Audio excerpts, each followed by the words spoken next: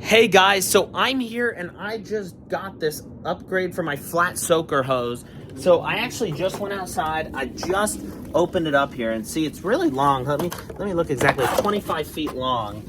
And so I'm gonna kind of show you guys how it works. I just wanted to plug it in here to kind of give you guys the overview of how it works.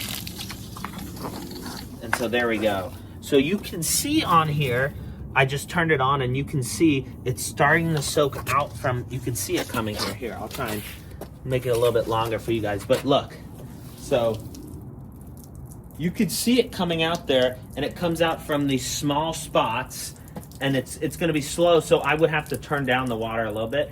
But how it works is it goes slowly through each of those little holes and you can see the little holes are, it's kind of hard to see the holes because it's so tiny, but it slowly drips through it. There you go. You can see the water coming from it.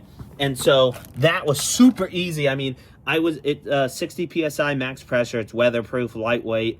And so it was super easy to do here. All I did was just twist it on and then turned it on. So that's perfect.